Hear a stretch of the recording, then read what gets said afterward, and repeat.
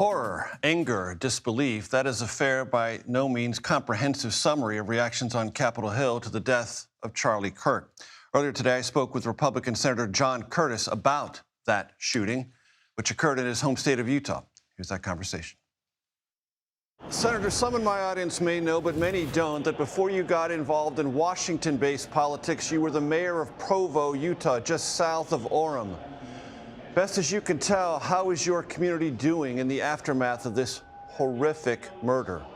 I would be lying if I said this wasn't super hard on the entire community. This is so unlike the peaceful community where we come from in Utah that it's very difficult on all of us. Did you, Senator, have any trepidation at all about Charlie Kirk coming to Utah Valley University?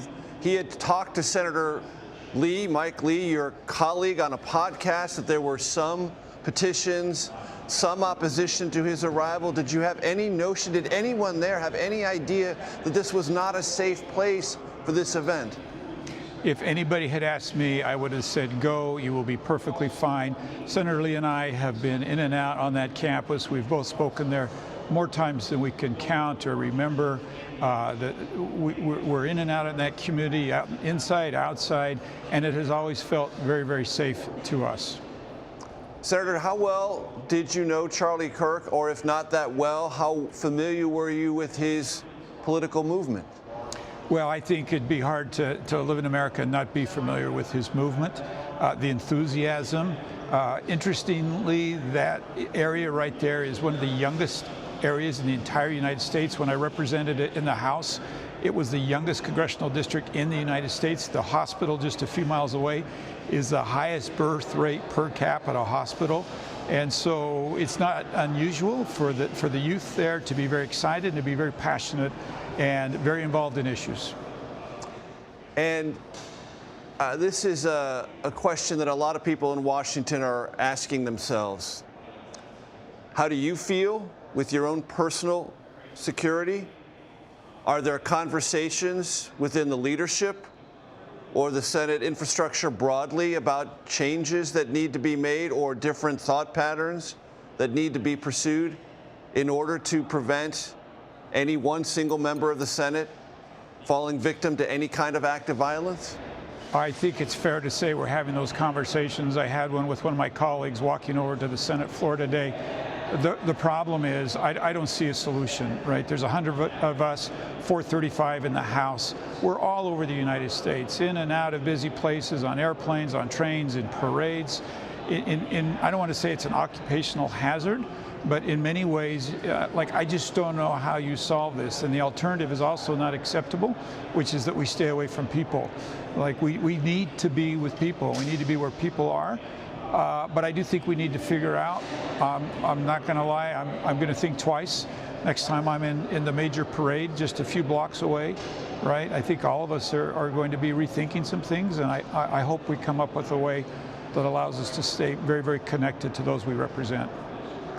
In his remarks to the nation, the president said that radical left Democrats were directly responsible for this. Are you in agreement with that? I've always been very clear. I don't think extremes on either side are healthy. And, I think this is a pivotal point for the country. I love the thoughts of Martin Luther King, who gave us an alternative. He said you can drive out hate with hate, or you can drive it out with love. And obviously, you're not going to drive it out with hate. And so for me and those that I influence, I'm always going to be advocating that we try to drive out hate with love. And is that something that also in the conversations you presume will have with other colleagues going forward? I mean, look, your chamber was having a conversation not too long ago about two members of the Minnesota legislature who were killed. And I talked to Tina Smith on this very program, and she said she was going to engage. I know you're one political actor. You're just one voice. Do you feel overwhelmed that you're just one voice? Do you feel hopeless or hopeful? So that's a hard question, right? On the one hand, of course, I mean, the magnitude is high, but this is what I'm absolutely convinced of. If every person woke up and looked in the mirror in the morning and said, I'm going to do a little bit to heal the frazzled relationships. You know, we've got mothers who won't speak to daughters. We have neighbors that won't speak to neighbors. And if every one of us woke up in the morning and said, I'm just going to do one thing today to put a little bit of balm on that wound, that would be a solution that would change the United States and change the world. And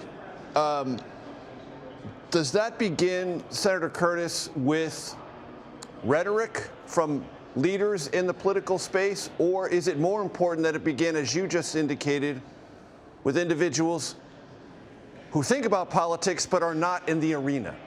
Yeah, I think the answer is all of the above, yes. I mean, in a perfect world, political leaders, religious leaders, business leaders, everybody with influence would be spreading that message and be good examples. But the good news is I don't think we're dependent on that. I think that we can make this what I would call a grounds-up movement. And in the best of world, it's top-down, it's bottom-up combined. But if not, I think we need to work on bottom-up, and we can change the world. Senator John Curtis, Republican of Utah, appreciate the time, sir. Thank you. Thank you.